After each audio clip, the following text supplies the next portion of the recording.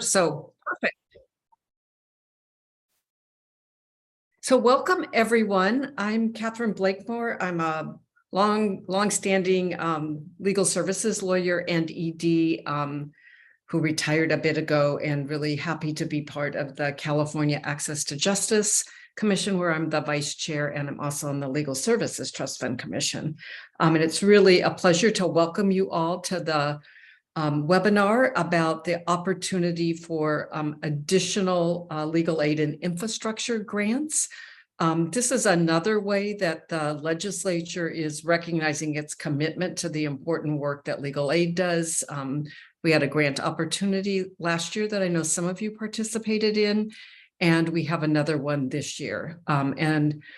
Generally, the parameters of the grants are the same, but we're going to go through kind of the grant basics and other things today. So the goals are to clarify the purpose of the grants, so we all have a common understanding. We really want to encourage applicants. We had some very exciting applications last year, and we're sure there's more good applications to come. We want to help inspire you about what the possibilities are and the flexibility of these grants in ways that might not exist for other opportunities. And you'll have really exciting opportunities to learn from your peers that received some information grants last year. So the agenda is we're going to do the grant basics. We're going to talk about what does innovation mean in this grant, what does infrastructure mean, and what are those about, give you some application tips, criteria and timelines, which of course are important, and leave ample time to answer your questions and answers. And also feel free to ask things in the chat if there's something you want to know, and maybe we can answer before we get to that session. So we're going to do two little quick polls before we get started.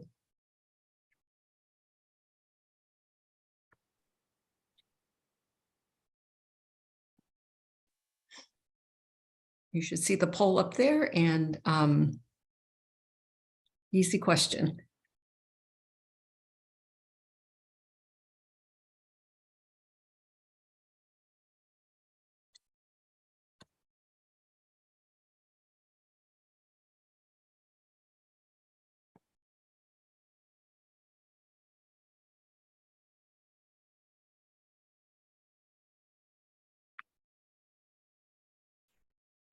So as you can see, lots of people, 61% have received a grant and 39 haven't. Welcome both of you back. And Colleen, if you can pose the second question, that would be great.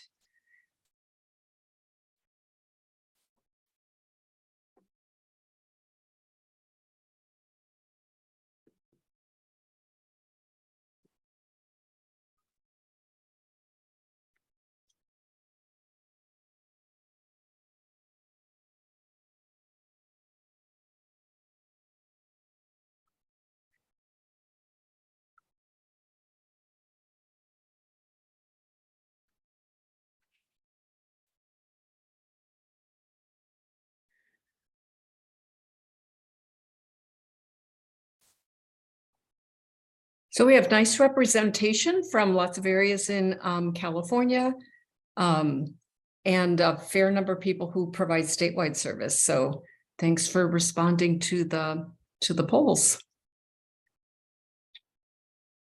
I want to quickly just give you some information about last year's grants. You can see on the slides the amounts that were awarded ranged from $25,000, and there was one grant, which was one grant, but for organizational partners of over $200,000. Most grants were in the range of the either 60 to 90 or 100 to $210,000. We received last year 69 letters of intent, and we were able to fund 47 of those grants, so a 68% acceptance rate. We worked hard to ensure geographic diversity. 17 were statewide, 5 were from the Central Valley, 16 Northern California, 16 Southern California.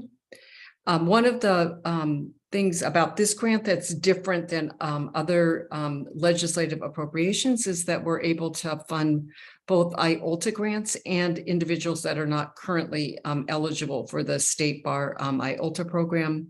77% went to IOLTA organizations and 23 to non-IOLTA organizations. And then as you know from the information you've received, this program focuses on infrastructure and innovation. 70% of the grants were in the infrastructure category, 30% were in innovation.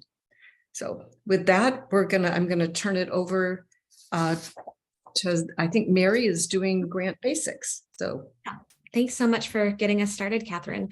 And we had a question come in, just so everyone knows this is being recorded. And so for folks that can't make it, we will post the recording to the Cal A to J website and send an email out. So as Catherine mentioned, the grant basics are going to look very similar for those who were either involved or joined the webinar last year. But just as a refresher, I know lots happened since then. Total funding is just under $5 million, and the grant size will be similar again, $25,000 to $250,000 per project this year. And then as we saw last year, if there's certain special circumstances, you know, partnership of 4 organizations, that the committee would potentially consider amounts beyond that for those circumstances. The grant period will start beginning April 1st, 2023. And as Catherine started to mention, you know, the purpose is really just to support the infrastructure and innovation needs of legal aid organizations and really allow them to focus on these areas that often are harder to access funds for. You know, a lot of funding is specific to projects and programs. And so this is really an opportunity to expand service delivery systems and really think about how each organization can have a lasting impact in terms of their efficacy and all of the legal aid that they're providing. Eligibility is also the same as last year. Funds are available to 501c3 nonprofits that provide civil legal aid. It is open to, but not limited to, the organizations that are funded through the trust fund program at the State Bar. And applicants must provide civil legal services to indigent persons defined as living at or below 200% of the federal poverty threshold. So that's defined in the BNP code. And we'll talk about that a little bit later in terms of how that comes up in the application. But just to note, that's different than primary purpose, which is needed to determine whether or not you can receive IOLTA funding. It's not necessarily the same thing. And then there were a few legislative interests, and so there's special focus and consideration given to organizations that are serving rural communities, immigrant communities, or particularly strong partnerships between legal aid and community-based nonprofits. We're going to do another poll. So Colleen, if you don't mind, this one's actually more of a quiz, just to keep everyone awake and make sure we're all on the same page about what's allowed. So we actually had this question last year as well. It'll be interesting to see what people's thoughts are on this. And Colleen, once we get up to, I would say 80%, we can probably go ahead and close out. So feel free to cast your vote if you haven't.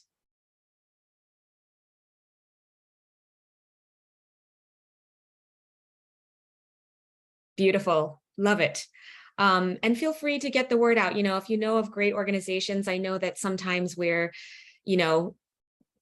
obviously focused on funding for our organizations as we should be, but if you know of other legal aid organizations that could benefit from these funds that may think that they're not, eligible if they're not IOLTA funded, we just want to make sure folks know that that's not necessarily the case, that it's open to all organizations.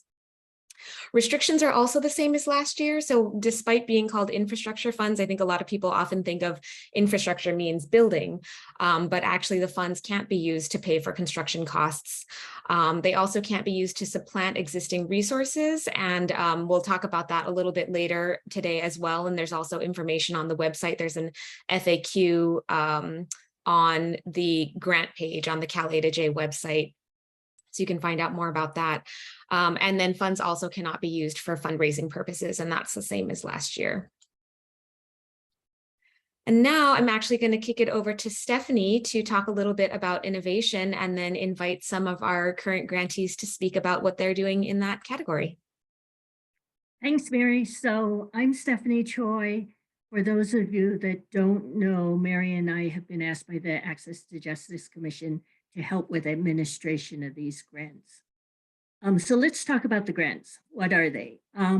While innovation and infrastructure grants seem like opposite sides of the coin, what they have in common is that they both offer grantees an opportunity to step back from the day-to-day and think about how you could develop systems that will have a lasting impact in how you serve clients. So we're going to talk about innovation first. Innovation doesn't have to be that shiny brand new coin.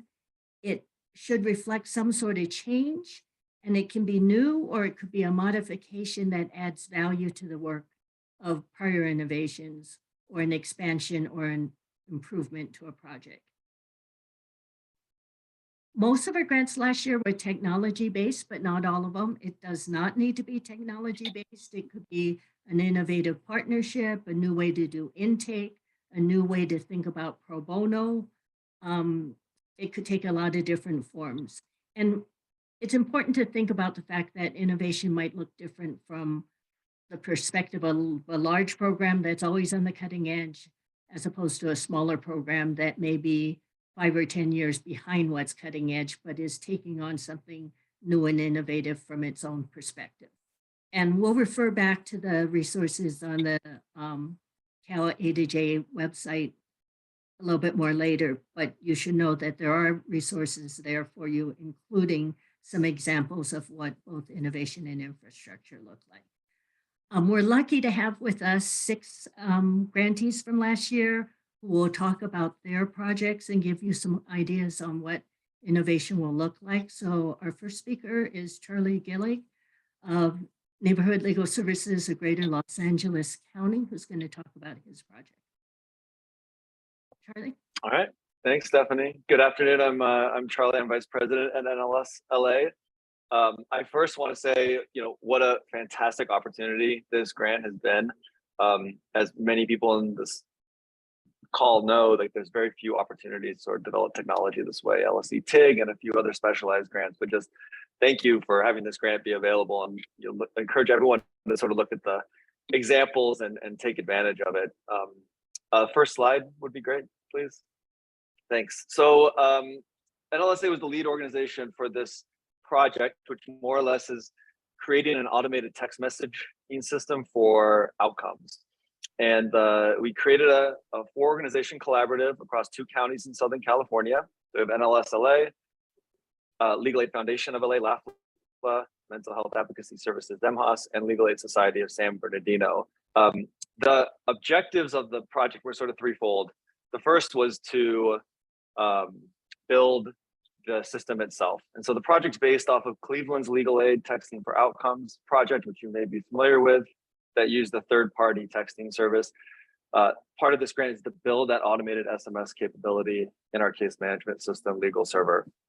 Second piece was to hire a consultant to kind of develop the survey. What questions are we going to ask? How are we going to collect it? Can we produce a report that will be useful to other organizations and maybe to policymakers and stakeholders? So we've partnered with the Stanford Law School Legal Design Lab and Margaret Hagan, and we're in the last stages of finalizing that now, and as well as the automation. And then we want to use this data to better understand our value and impact of legal services. How does it affect organizational efficiency? How does it affect case acceptance priorities? What are we doing that's good, and what could we improve upon? So we're really excited for the prospects of that final report. Next slide, please. So I would suggest everyone review the examples in the guide. They were terrific. I know the Cleveland Legal Aid Toolkit played an important role in us kind of coming together. And I think partnering is a great tool and useful to create a meaningful project. For us, the reason we partnered is to get a diverse set of data across demographics, across geographies, understand how different services that our organizations focus on might lead to like different data and different outcomes. So we're hoping that, sort of strength in numbers, strengths in different perspectives and geographies is going to make that data more powerful. So for data collection projects, certainly I think partnering is useful. As part of that partnership, I would recommend discussing common goals early in the process, the application process. I wouldn't say this was a hindrance, but it's something that I think we started off sort of we wish we'd had those conversations a little earlier about what we want to achieve and how we would do it as a group. So I'd recommend having those conversations really early in the process. Just a functional advice is to budget staff time in the proposal. Make sure you have enough people that can, work on the grant, and I think the funders have been very flexible with staff time. So making sure that you build that into your budget proposal. Procuring multiple bids for contracted services, just kind of, we put out an RFP for the consultant and had several responses. I think it's really important. We're an LSC organization, part of our procurement policy, but really making sure that you're getting bids from different services to kind of get the most cost efficient and the right option for your project. And the last thing I would advise, just to incorporate technology delays into the timeline. When you think about how long technology is going to take to build, add 2-3 months to that. This is tough because it's a year-long grant. You don't want to say, well, it's going to take 10 months to build and then 2 months to work, but sort of think about that in terms of timeline. It's worked out well for us, but I'm not going to lie, there have been moments of trepidation about whether we would have it all completed on time. So just think about that. And then lastly, please reach out to me with any questions at all. Happy to talk about any of this. So thank you. So thank you, Charlie. This project's a really good example of taking a innovation that it's already been explored. Cleveland's been working with it for 4 or 5 or more years, but taking it and making it richer. They made a really broad, expansive partnership so that they could look at data across the LA County, added San Bernardino. Thanks for the advice and tips. I think that what you may hear from some of the folks talking today are things that will help you have a stronger application when you submit it. So thank you. Our next speaker is Neela Chakravartula. She is with the Center for Gender and Refugee Studies, and she's going to talk about working with a consultant to improve their expert witness database. Neela? Hi. Thank you, Stephanie. And I'd like to echo the gratitude for this grant and this opportunity to be creative about how we're offering our services. So I'm Neela Chakravartula. I'm here from the Center for Gender and Refugee Studies. And one thing that we do is we equip advocates with tools to effectively represent asylum seekers in immigration proceedings. And in 2018, we created a searchable expert witness database to streamline how advocates identify and connect with individuals serving as expert witnesses. Experts can be really helpful in asylum cases. They can provide information about the applicant's country of origin that is otherwise just very difficult to find or not available in English, and they can explain, mental health experts can explain why someone might have trouble testifying. And it's common in other areas of litigation, but ours was really the first database of its kind in 2018, specifically for asylum law. Until then, our staff would pull from an internal database that we collected and maintained and provide referrals, and we get a lot of referrals for expert witnesses. And so with 4 years of experience with the database under our belts, we used this grant project to expand the database, to grow our services so we could really encourage more experts to join the database and also to fix some things about it. And as you can see on this slide here, this is sort of a screenshot of our database. We've created a feature now that allows advocates to search by who provides pro bono services, which is certainly an access to justice issue here. So you can see who provides that. We also fixed an element of it where people would confuse the country conditions expert location with their country of expertise, and sometimes get null sets for expert witnesses that I know that we had. And so I would echo also Charlie Gillig's comment about sometimes those tech fixes take more time, or there's such unanticipated things about how the tech solution would work for us. And for us also, it has required some trade-offs. Like to fix some things has required us to think about to potentially lose tracking some information. We also track expert outcomes in asylum cases, which is information we can provide back to advocates. And so we have to think through what information we really need and what information we're willing to give up in order to have a more functioning system. And we worked with a web developer, and So one thing I wanted to address there was how we found our web developer and how to identify the right one, because for us, that was a really important piece of the partnership. We had a web developer already before the grant, which really let us hit the ground running. We knew we needed someone who would work with Drupal, which is what our website is based on. And our development team actually cultivated a relationship with a donor who had deep tech expertise. And that donor generously did an outside volunteer technical vet for us and narrow down our choices of web developer. And then we really went with the one that was the best communicator with us. And I'm happy to share it's Giant Rabbit, and they are also social justice oriented. They work with nonprofits, so it was a good value match for us. But because we already had that relationship in place, we were able to hit the ground a little bit quicker with this money and make the best use of the year that we have. And so anything you can do to get that piece running more quickly, I think is really a valuable thing. So thank you again from CJRS, and I know my other partners on the call too from CJRS would say thanks as well. Thanks, Neela. I'm so sorry what I did to your name. But thanks for speaking about your project. We really appreciate it. And what I would point out about this is it was a really great application from the perspective of it took a proven successful project and said, this is how we need to innovate to make it better. And it looked at it from all sides, not just the technology side, but also looking at how it need to kind of go out and look for experts to increase the people who are participating in the database. So thank you for sharing your project with us, Neela. The next person is Tila Chalmers. She's with the Alameda County Bar Association, and she's going to talk about disaster legal services with Legal Access, Alameda's website, and working with pro bono attorneys and leveraging intake. Tila. Thank you so much, Stephanie. Hello, everybody. I don't want to sound like a broken record. We love this grant. It's such a joy, and I think you probably know this, but it's such a joy to work with funders who actually understand what it's like to handle grants and apply for grants, and it makes all the difference in the world. So thank you. So our pro bono organization is called Legal Access Alameda, and we provide free legal services to low-income communities in Alameda County, but we also staff the statewide Disaster Legal Assistance Collaborative, fondly known as DLAC, which provides free legal services to anybody impacted by disasters throughout the state. We have a very active, fabulous chapter in Southern California. We are often in meetings with Charlie. Hi, Charlie. And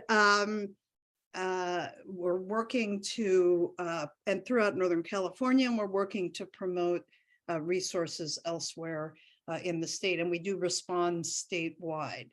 If I could have the next slide, please.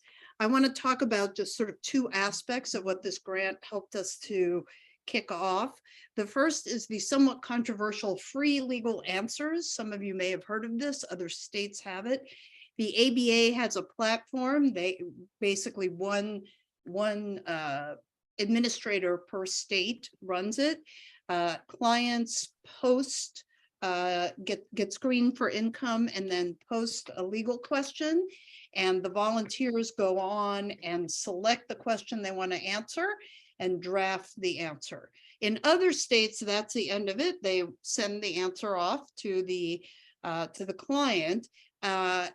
We did not feel like that was an appropriate thing without some expert review. So we have another layer where once the draft happens, it gets sent back to us and we run it by an expert in that particular area. So if it's a landlord-tenant question, we run it by a landlord-tenant attorney, for example. And then once it has been reviewed and any edits needed, then it gets posted for the client. This has been a really successful program. We have marketed it as pro bono in your pajamas, and it is actually very popular with people. I did not make that up. I stole it from somewhere else, but hey, they're on the East Coast. So, you know, because you really can do it anytime. You can wake up at 3 o'clock when the baby wakes up, and then you can answer a draft and answer to a question because it's all asynchronous, as we like to say now.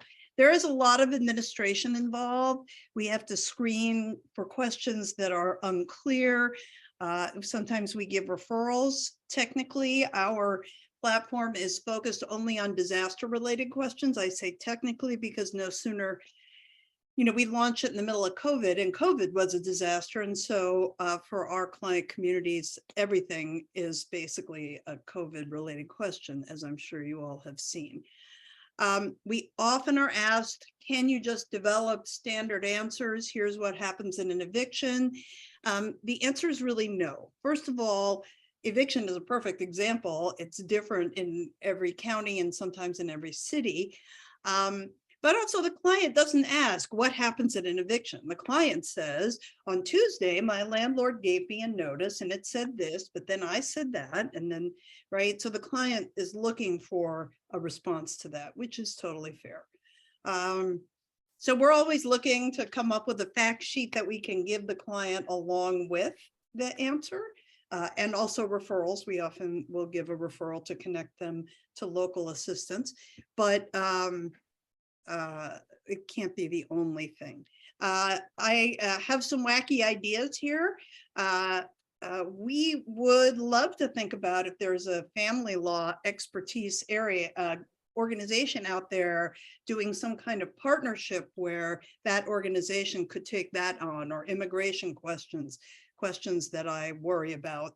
And we sometimes struggle to get volunteers to be willing to learn. We do have free MCLEs through PVTI. Next slide. The other thing we did with this money was to set up a statewide disaster hotline. It is live all the time. It's hosted by Bay Area Legal Aid. It's one of those things where you call it and there's first you pick your language and then you pick your geographic area, 4 for Los Angeles. If there is a disaster hotline live in that area, like there is for Los Angeles, you push 4 and the phone will ring in Los Angeles and you'll get that hotline.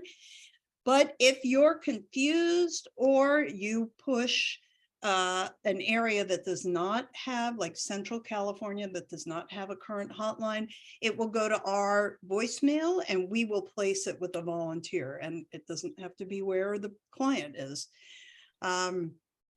I'm really excited about this model as being able to be replicated for other areas of law, and have really appreciated the ways in which many LSC programs in particular already have experience with a central answering or intake. I'm also very inspired by the Eviction Defense Collaborative, which has a bunch of money in San Francisco, has a bunch of money to do civil Gideon. I know we're not supposed to call it that. And they do intake basically, and they use Salesforce and an algorithm to allocate each case to a particular agency that is signed on based on the agency's availability in Salesforce and its parameters. So I think these are all really exciting options. Sorry, and I'm happy to talk to anyone about them later.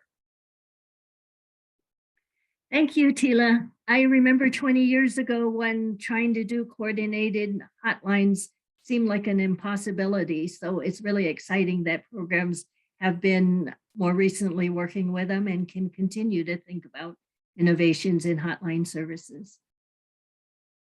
We have a poll 4 coming up.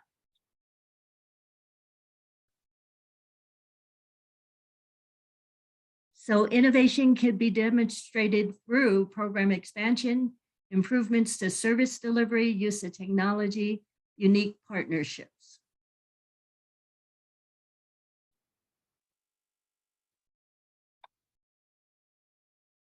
I think that's a trick question. And I think, Colleen, when we get to about 80%, we can call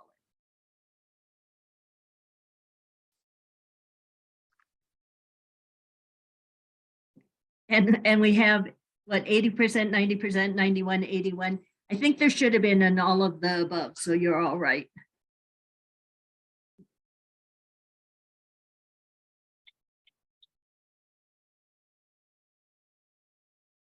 So the next area is infrastructure. How do we describe infrastructure?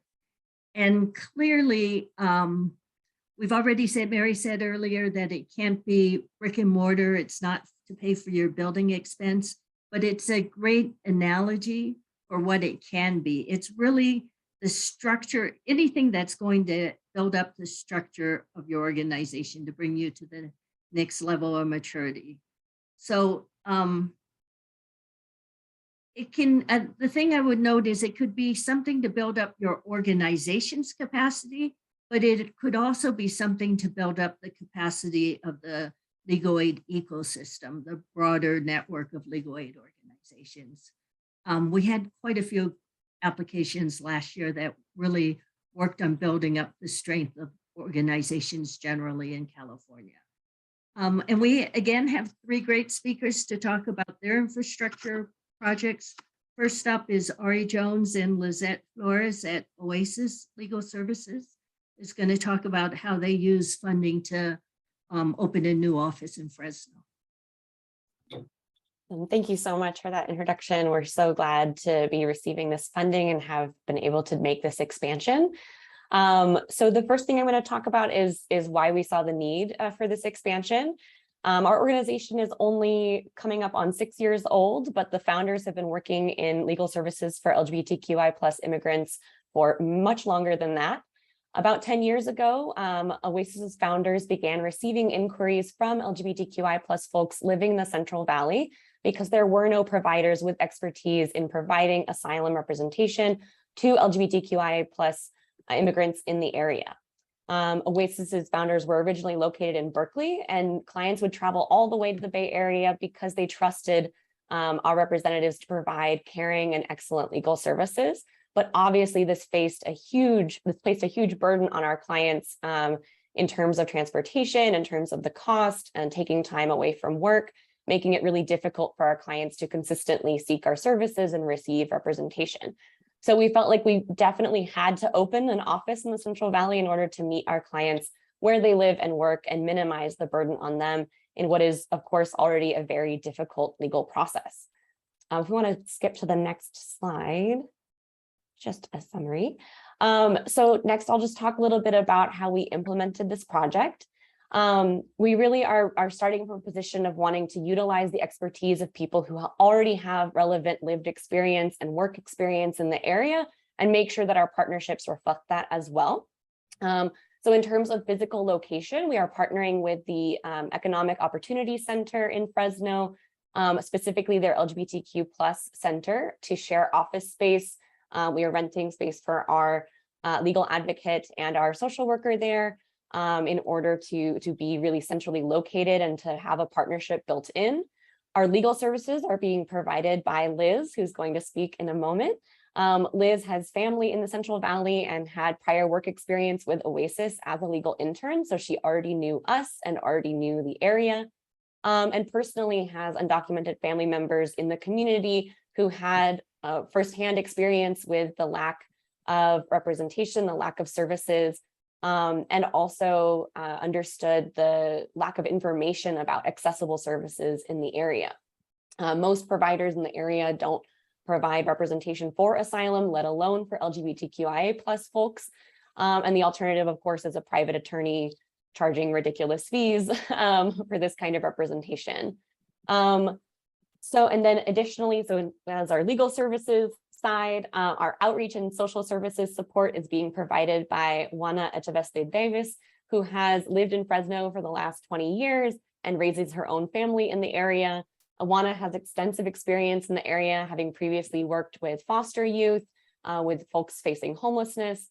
Her husband works for Covered California, so she really has an extensive knowledge of the services available, of the community, and a personal investment in this area.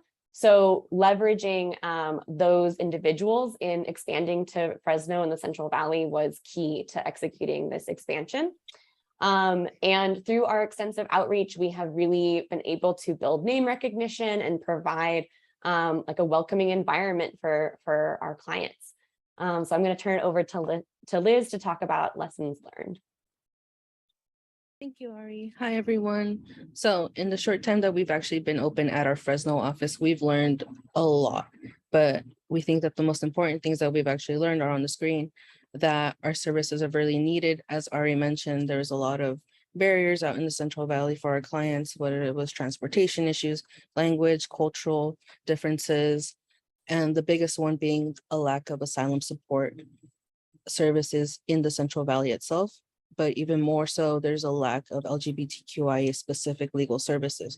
And luckily, we're able to provide the best of both worlds in that sense, that we're able to overcome those barriers a lot easier. The second most important lesson that we've learned is that we really have to continue to listen to our community members and just listen to them how we can best serve, because that's what we are there for, just to serve them, help them in the legal services that they need. We've learned that in-person outreach is a lot better for most people. They like the face-to-face, especially after COVID. Just getting to know somebody in person is a lot better than just remotely through a screen or over the phone.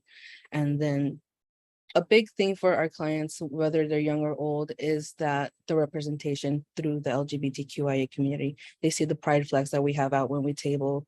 They see our shirts that have like our logo. Our logo is synonymous to our clients. They see it, they recognize us. They come up to say hello. It makes a safer space for them. And we are just so thankful for that they feel safe with us, just being able to talk and communicate with us. And then finally, the last thing that we have learned is that unfortunately, in the Central Valley, most of the legal services are based in a big city, which makes sense on its own reasoning, but that leaves so many rural areas out of play. There's cities that are 2-3 hours away from major cities where it's a lot more difficult for them to reach these and access these legal services. And we're slowly working our way to reach out to them. We've been in contact with other orgs to see if we can partner with them, to see how we can better help and reach out to those communities. From the research that we have done in the outreach, we've know of at least one organization that does target these rural communities, but unfortunately they only provide youth support. And we need to be able to be out there and provide support and resources for everyone of all ages, just equally. And then going on to the importance of the last bullet was building connections to our existing providers. We have been fortunate enough to create an amazing pipeline from legal services, legal organizers that are already out there, social services, to better be able to create this centralized hub for our clients. We've partnered a lot with Indigenous organizations because there is a large amount of Indigenous community out in the Central Valley. We've partnered with CRLA. They've been so kind enough to help us provide Indigenous language support, as well as CBDIO, el Centro Binacional para el Desarrollo Indígena de Oaxaqueños. They've also been kind enough to provide Indigenous language support in over 10 languages that before it wasn't accessible to us, but now we've partnered with them and it's been super amazing, super helpful to have them on board. And now we're seeing a bigger need, especially with the ASL speaking community and Asian language access. So that's next on our list. Thank you. Thank you, Ari and Lizette, for sharing with us how OASIS is working from within the community to affect change. Next up, we have Jonathan Sadie. He's with Central California Legal Services, and he's going to talk about the importance of just having technology that can keep up with the times. All right. Thank you very much, everyone, for the opportunity. And I just want to continue the gratitude of the positive impact of this grant and the opportunities that it gives to our organization to make a bigger dent in the work that needs to be done. And my name is Jonathan Sadie, and I'm the technology leader at CCLS in Fresno, California. And we've been serving the community for 54 years.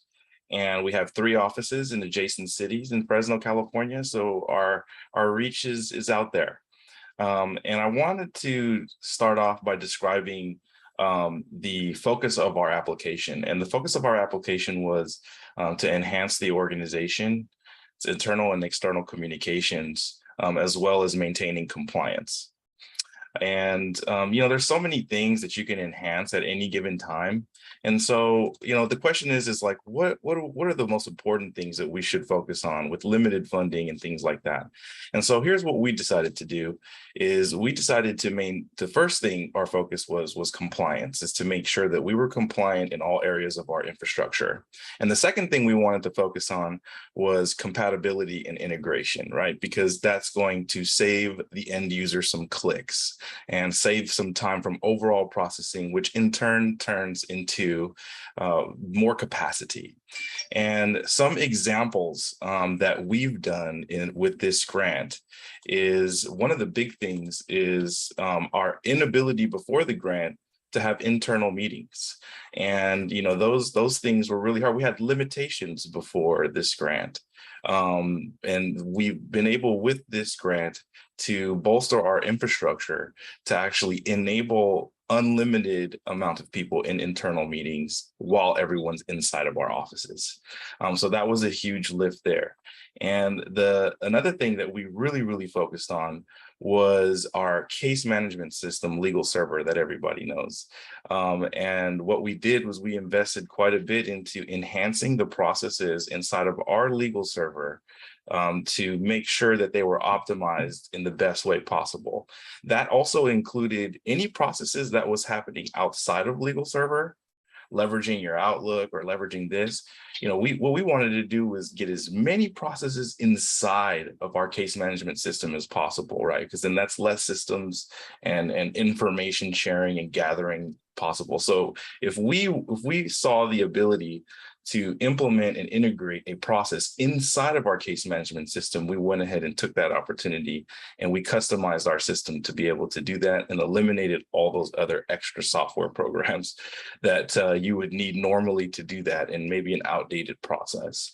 And one of the big things that I think this really helped us with was to actually do some assessments with partners with other companies and organizations. So we're currently in process of doing a whole IT audit and security audit, and that is going to reap benefits forevermore in our future once that's finished. And we've already seen a positive light in that and implemented a lot of technologies that revolve around doing security audits and things like that. So it's definitely provided a whole new plateau for us to be able to implement much needed and standardized compliance measures across the industry in a technical kind of way. And when you have an opportunity for an enhancement, when a new feature comes out and your organization can't use it because you have outdated hardware. So you're watching everyone else use it. So if you're in that situation, I think that's a huge sign, like, hey, that's a huge opportunity for improvement there that I think that this grant could help with. Thank you, Jonathan. So as Jonathan said, or as his program is an example of, the infrastructure grants are really particularly for if you need one-time enhancements that will have a lasting impact on how you deliver services. Our next speaker is going to talk about some DEI work that they've done. So Claudia Center will talk about DREDF's work in the DEI area. Thank you. Yes. Hi, I'm Claudia Center. I'm the legal director with Disability Rights Education and Defense Fund. And this project or concept was designed by our executive director, Susan Henderson, who I think is here and can answer any questions.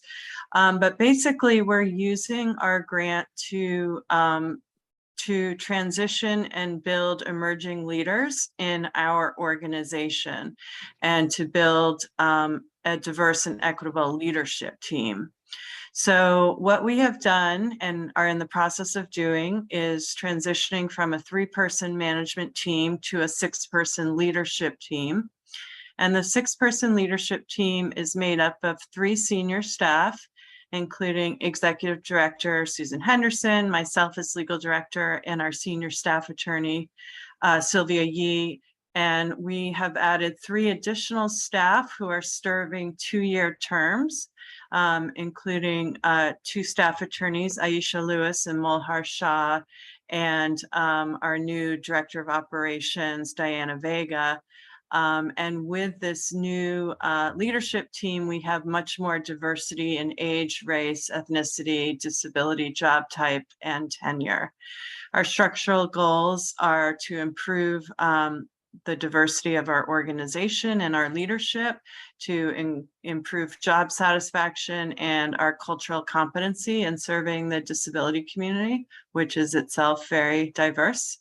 We're hoping to train and support future leaders and to build towards succession as folks retire. We have an evaluation piece, and we have an evaluator who is meeting with all of the members of the leadership team and tracking our progress over the length of the grant, and will be giving us ongoing feedback as we go. Next slide. So we've created a lot of formal supports for the leadership team. All members of the leadership team, new members, went to a 3-day nonprofit leadership boot camp. There are additional formal training programs that team members can attend that they've selected themselves. There's individual coaching for the new leadership team members. There's team coaching for the senior staff. And for the new leadership team members who are interested, we will provide support for people who want to join One Justice's Executive Fellowship Program. So our process is evolving, but right now we meet every 2 weeks. We're working on organizational priorities and our agenda. We have a group training in October, a teams training, and we're going to have a retreat in December. And it's been great to just have the resources to dedicate to doing this leadership development. And we're very thankful for the support. Thank you, Claudia. So this is a really good example. Everybody recognizes that DEI is important, but programs are struggling with how to really incorporate DEI into their organizations. And DREDF has taken the next step and really thought through how they can create a more diverse, equitable organization, which hopefully will be something that organizations can model.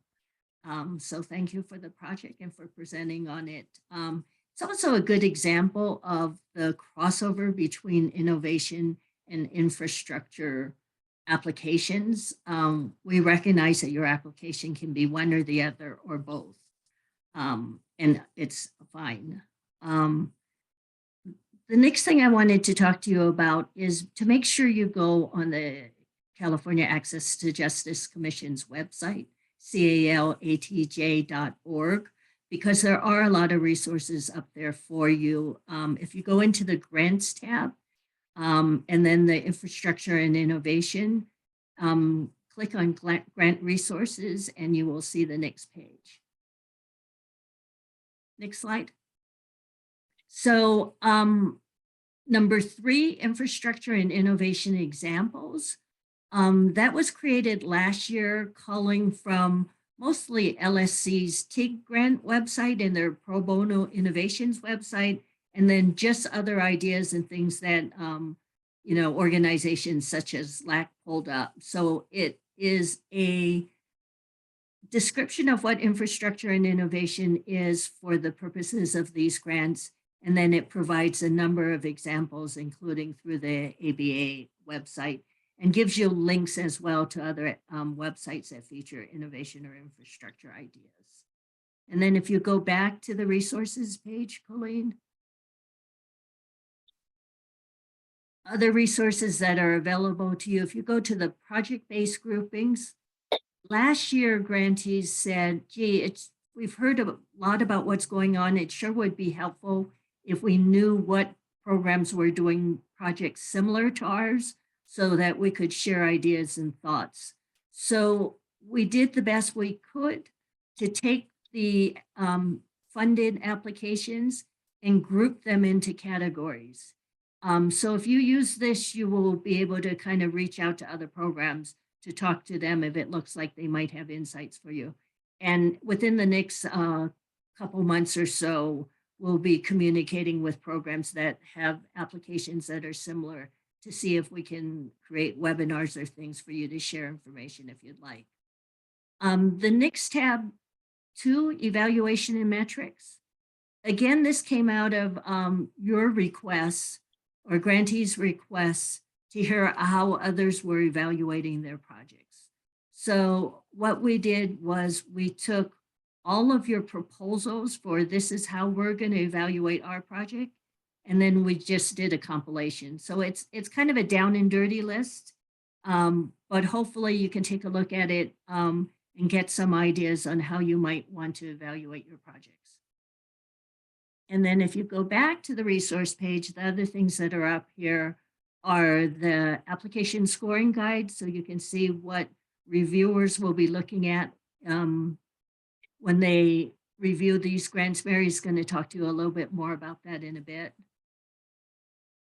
And then you don't need to click through, Colleen, but the purchasing policy for grantees, you will need to know later. And then at the very bottom, if you are not familiar with LSNTAP, it is a national organization that specifically focuses on technology for legal services organizations. They're an amazing organization, including providing, under certain scenarios, TA. You can apply for that. I think their turnaround time for responding to whether or not they can help you is a couple of days. And then TechSoup, I hope you're all familiar with them already, but they provide discounted hardware and software, as well as technology information for nonprofits generally. So Mary's going to cover the application tips. Yep, and then we'll go ahead and launch our 5th poll, please.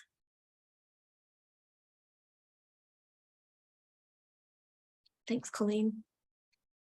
So true or false, applications should describe a single cohesive project. Single choice option there for this quiz.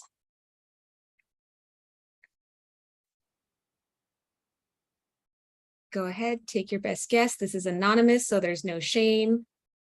We can go ahead and close it out probably when we get to 80%.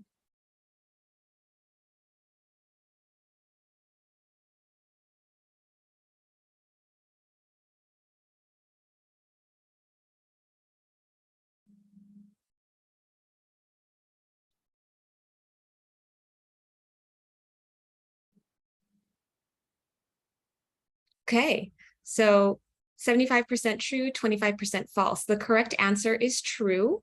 So we're going to talk about that on the next slide here. Applications should describe one cohesive project. If the organization can state a cogent explanation for how smaller components of a project fit together to create a cohesive whole, the commission may fund all or part of that project. And so it's, you know, many of the submissions that came in last year, and all of them were fantastic, had multiple components, but it's really important to know that if you have a bunch of components, it has to be explained as a single project. It shouldn't be, you know, you just listen to a bunch of speakers talk about their projects, and it can't be a piecemeal approach. It should be a single descriptive project. And then again, like we talked about early on, organizations do need to demonstrate that they provide service to individuals living at or below 200% of FPL, or to seniors or persons with certain developmental disabilities. That's not to say that you have to reach primary purpose the same way as defined if you're searching for IOLTA funding, but you do need to be able to demonstrate somehow that your organization provides services to this population. And that's for all applicants. So those two questions appear in the first portion of the application that everyone fills out. These flags specifically apply if your application gets to the point of being tentatively approved. So there's a supplemental information section. We'll have a screenshot of that in a moment. But basically in that supplemental information section, once your application's been approved, there's additional information that needs to be provided, such as sustainability. So if you plan to hire new staff or have ongoing expenses that go beyond the one-year grant period, just talking a bit about your plan to sustain that. And then supplanting, like we mentioned earlier, it's prohibited by the legislation. So if you're seeking funds for existing staffing positions or expenses that are already committed, there's a question that basically says, if that's what you're doing, please explain how and why this should not be considered supplanting of existing funding sources. And then lastly, like Stephanie showed on the previous screen, there is a purchasing policy that's available on the Cal A to J website, but just at a very high level, the competitive process requires documented research at bids of $2,000, request for quotes if it's going to cost $10,000, and then an actual RFP process if it's $25,000 or above. And then of course, as usual, there's exceptional circumstances that could be considered for sole source contracting. And so there's an opportunity to explain that if that applies to your organization. And please feel free to, as you have questions that come up, either hold on to them or drop them in the chat, and then we'll answer them all at the end when we get to our Q&A section. So this is just a screenshot of the main login page. The link is up here, and that's also available on the Cal A to J website. On the left, you'll see, if you already have your login credentials, you just enter your email and your password and click login. If you're actually new to the system, if your organization hasn't registered yet, then you want to click that register button. And there are a couple of, I think there's 3 instructional videos available on the external landing page. So if you go to this link, the Smart Simple link, there's a few videos available. They're short, 3 to 6 minutes, depending on the topic, if this is your first time using Smart Simple. If you are registering, the screen on the right-hand side, this is part of registering. You'll want to enter your EIN, and that's basically just to make sure that someone else at your organization hasn't already registered the organization. You don't want to have duplicate records. So you just go ahead and enter the EIN, and it'll let you know if someone's already actually created a record for your organization. So once you do register and are able to log in, this is the first page that you'll see. There's this clear button here to start a new application. It's important to remember, though, that each organization can only submit one application. So the first step, if this is your first time logging in, is also to go to the dashboard in the upper right-hand corner and just make sure that someone at your organization has not already started an application. If they have, that will show up there, and then you folks can be working on the same application. If you don't see the application there, then you can click home to get back to this home screen and then go ahead and actually start the new application. And of course, it's ideal to do this in a coordinated fashion, so you're in communication with others on the team who will be involved with the application. And then this is the organizational profile. So it'll link you to this when it comes up in the application. You'll have a direct link to get to your organizational profile. The one thing we wanted to flag here is that there's a general info tab on the left, and the general information is mandatory for all applicants. So everything in this, you do need to fill out everything with the stars, the red star next to it. The additional information tab is not required, again, until your application is tentatively approved. So general info is required. Additional information is not required until your application is tentatively approved. If you're in there and you're inspired to start putting information in, you're welcome to do that, but you're not required to. I'll pause. Thank you so much for the question, Sydney. We'll come back to that in just a minute after we get through the tech pieces. So this is what I was talking about earlier. This is the supplemental information portion. So there's the general project information, there's the application itself and all of the application questions, and then supplemental info piece is the one that's not required until after your application is tentatively approved. We also wanted to just note here, and the videos say this as well, if you're new to Smart Simple, the first rule of Smart Simple is click this save draft button and click it often. It's not like Google Drive or any of the others that automatically save as you're doing work. We know that there's crashes sometimes with our systems. We know we have our wireless can drop out, and so just make sure that you click that save draft button frequently to avoid losing work. And then in terms of, well, before I move on here, let's go to this question. In terms of sustainability, do you all have a sense of how long this funding will be available in the coming years? I have thoughts on this, but I'm actually I feel like Catherine or Stephanie may answer it more accurately than I do. So I'm gonna pass it to you folks. Or I can go ahead and take a stab and you can let me know if you'd like to elaborate. I was hoping Catherine would answer. I don't think there are guarantees that the grant funding will continue, but I think there's the hope that it will continue, but you can't rely on it. So I think I would say that the legislature has a strong interest in this program, which is good. And they really like the grants and the process that we've used to distribute the money relatively quickly. We're keeping them in pretty close in the loop about the exciting work the projects are doing, which they found helpful. That said, I'll just say as a caution, next year's budget is like worrisome, I think, to numbers of people, the state budget, and what the priorities become. I think we're all just going to have to work together to make sure not only this grant, but other legal aid funding continues to remain at the top where it has been a priority. So not guaranteed, but we work hard to be able to continue the funding. Thanks so much. And while you two are off mute, do you want to answer the next question as well? I mean, the quick answer to it is, if anything, you absolutely won't fund. The three ones that we shared earlier are to pay for construction costs, to supplant existing funding, and then for fundraising purposes. So those are the three areas that I'm aware of that absolutely cannot be funded. Go ahead. I was just say that's correct. I mean, otherwise show how it's innovative or it's a piece of infrastructure capacity, which, as Stephanie's described, doesn't just have to be about technology, but building other capacity. So I think is the question specifically civil litigation and how it links to legal services? I can't see any reason that couldn't be an innovation or infrastructure. Does that, Kiran, does that answer your question? Okay, great. And then just as a side note, one reminder is that, there can be smaller grants asking for more simple needs, even though the base of it is 25,000. It's actually, quite expensive when you think about, I think Charlie mentioned, really think about the staffing requirements and how expensive technology can be, but it doesn't have to be a huge fancy project. It could be that smaller organizations are thinking about smaller grants for pretty basic needs as opposed to, a really complicated application. So it covers both of those as well.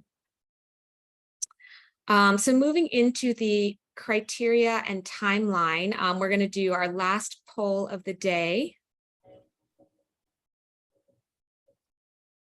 And the question is, what are the elements of a strong application? And select a single choice. Demonstrates the ability to deliver the proposed activities, describes the stated need to be addressed with infrastructure and innovation grant funds, explains how the grantee will address the stated need with proposed activities, communicates the intended outcomes and impact of the proposed activities, or all of the above. What makes a strong application? And again, it's anonymous, so no shame, just select whichever one makes the most sense to you.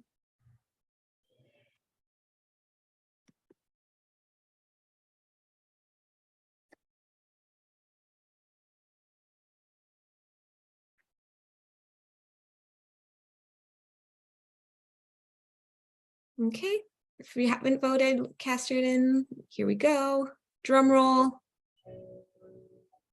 So 91% got it correct. It's all of the above. All of these are important elements, and we'll talk about that on the next slide. And I see that there's another question coming in, so we'll get to that in a moment. So all of those elements in that last quiz are important.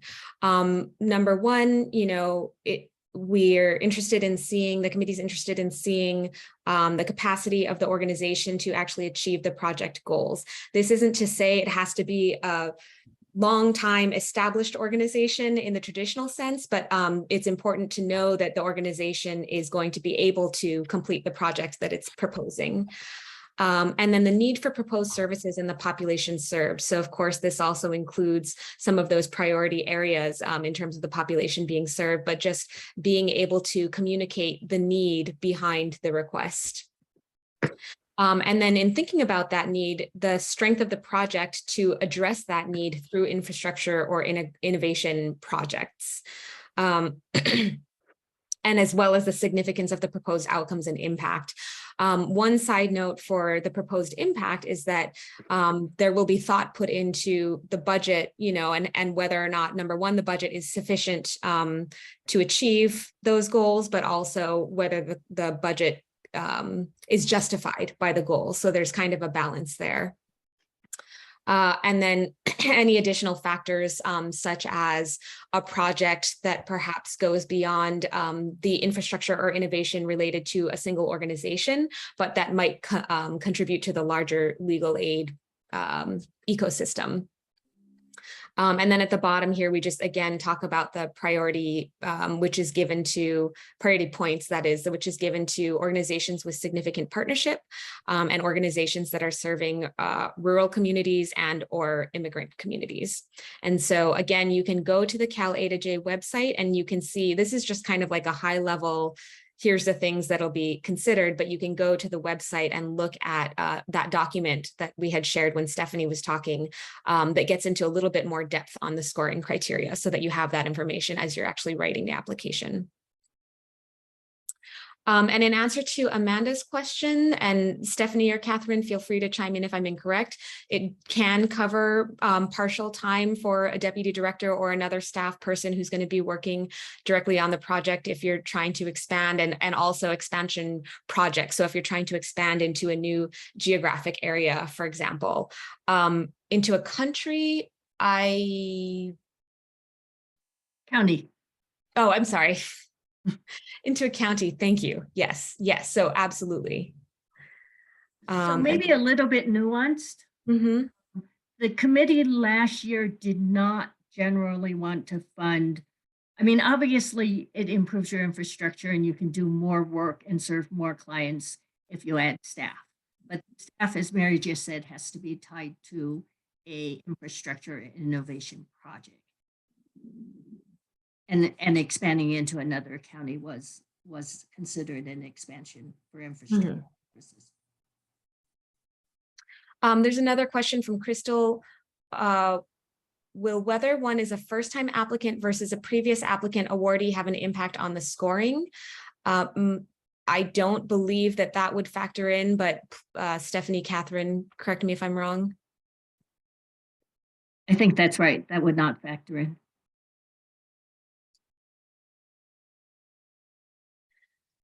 So this is just, again, the high level timeline. The applications are available. If you haven't had a chance, you can go ahead and log in, start poking around. The applications are due on October 21st. And then between late October and early January is when application review will happen. There's also a huge chunk of time in there that's holidays. So it's a little longer than it might be otherwise. But there's going to be a lot of meetings happening behind the scenes to do really thorough application review with the selection committee and going back and forth, communicating with programs where there's follow-up questions or additional information requested. The tentative awards will be announced in the end of January. Target date is January 24th. And then there'll be supplemental information that we talked about will be due February 15th. That might include, additional budget details, agreements being signed and things like that. And then the grant period begins April 1st, 2023. So just want to do a reminder for those who weren't here at the top of the meeting, this whole webinar is being recorded. We will post it to the Cal A to J website for anyone who wasn't able to join, who wants to go back and revisit it. And I see that we've got another question coming in. So we want to open it up now for Q&A from everyone. Feel free to write it in the chat, or you can also come off of mute and just share your question. The first one is, what are the chances of our initial project being refunded for another year? Ours was for funding for a new admin employee. With many of our grants being 2 to 3 year grants, we won't be able to work the position into a new grant budgets for a bit.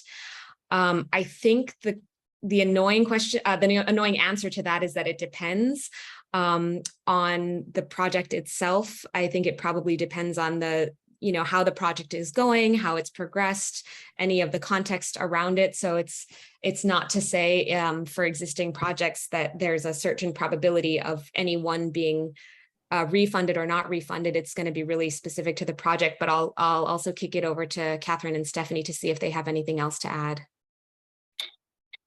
That's right. Mary, I had a question that came to me about NLS's project. If Charlie could give a little bit more detail about how that project works. Sure. And I can, again, my contact info is in the slides. Feel free to reach out. There's a lot we can talk about, and a lot that we've tried to think through in terms of what an outcome means and what we want to use to help determine whether our services are improving outcomes. There's a lot of thought that's gone into that, and thank you to Stanford and Margaret Hagan for helping. But the basic idea is that for brief services, right, which is for us a lot of our cases, A case is counsel and advice and sort of LSE state bar parlance, and B case is brief services, when we're not necessarily getting a retainer, when the number of hours are under 5, usually for counsel and advice 1 to 2. We're providing advice on legal issues and then closing the case. And so what the post-representation automated text messaging system does is it sends out messages after representation. Like a lot of you probably do that today with client surveys, maybe Microsoft Forms, maybe calling people back. The idea here is that organizations don't necessarily have capacity to spend a ton of time doing that. And so we're going to automate it so that we choose different intervals where client surveys go out after representation. And there's sort of examples for housing. We're doing so many housing counsel advice cases right now, or even a brief service where we're advising about how to file an UD. And then we close the case and we don't necessarily follow up because we didn't have capacity to provide extended service. What happened in that case? Did they stay in their housing? Did they negotiate a soft landing? That's even more complicated. We're trying to put all this in the plain language. Again, I could talk about this for a long time, but the idea is text message a month later, text message 6 months later. Are you still in housing? What happened in your legal case?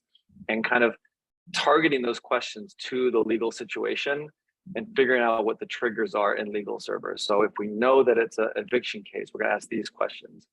If we know it's a domestic violence case, we're gonna ask these questions. And really just one piece is programming it into the case management system, and the other is creating what those questions are with the consultant. And yeah, it's been a long process and a really interesting one, and one that I hope will be replicable. We want to create a kind of a guide afterwards, both for how to implement in legal server and what questions we ask. So hopefully for at least those on legal server, it'll be replicable in the future. And I hope that helps answer the question. But please do reach out if you have questions. Thank you. Other questions? Feel free to drop them in the chat or also just come off of mute and share your question with us verbally.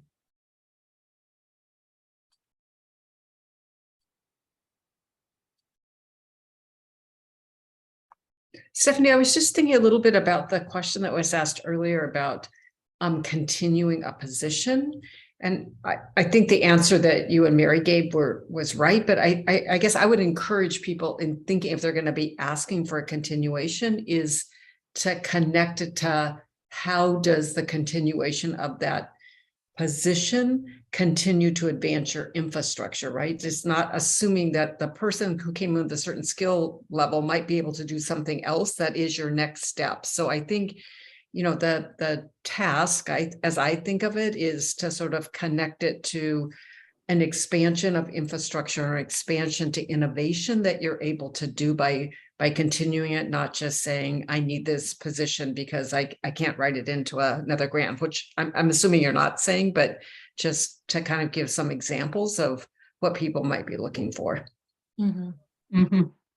And I think also to add on to that, I really appreciated the speakers today sharing some of the challenges and lessons learned. And I think it's also fair game to put out there, if this was an expansion project and certain obstacles came up that were unexpected. And so there's ways that those need to be resolved in order to continue on proceeding with that expansion project, that is important information to be able to communicate so people understand the context of why something's taken longer than we had originally hoped, which generally it does, whether we're talking technology or launching a new project in a new geographic area. And the other thing I would add is we are always available. If you have questions, feel free to send us an email or pick up the phone and call. Although I guess in this day and age, an email is easier to set up a time to call. But either is fine. And Mary, is the last slide contact information? Yeah, and there's another question in here. There's the Access to Justice Committee and liaisons to the committee as well. And then we do have staff contact information, but looks like Monica had a question. I believe last year that there were a couple of grantees that had to a certain degree had begun their case management update process. I think one of the important pieces is to make sure it's not supplanting. So to make sure that there aren't existing funds to do exactly what it is that you're proposing to do. But there are ways to demonstrate that your organization's making movement, but that these funds are needed in order to really be able to do it in a comprehensive way and move forward. As always, defer to Stephanie and Catherine if there's additional context around that. So the question is, on organizations that already started building their case management system, would it be eligible for supplemental funding? So as Mary said, it depends and need to show that it's not supplanting. But what I've learned from last year's applications is CMSs have many, many components and linked to, HR, to accounting, to data reporting. And in many cases, there are applications for add-ons. And I could see that if you've applied for one part of it and are adding a different component, that you could make a case that that is a new project that needs to be funded. And I see Tila's dropped her email in the chat as well if folks want to talk about possible partnerships. So thank you for that.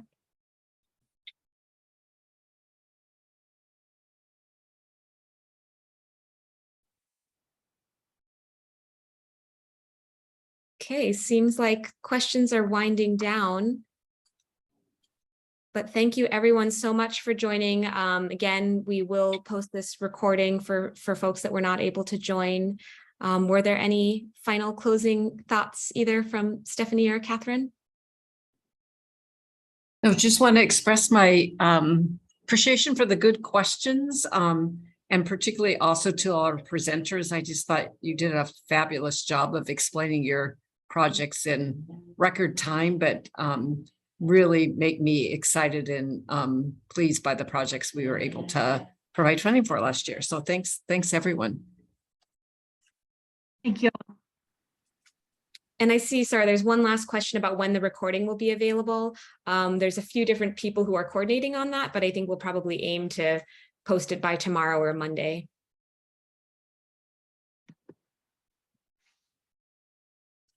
Thanks, everyone. Have a great rest of your day.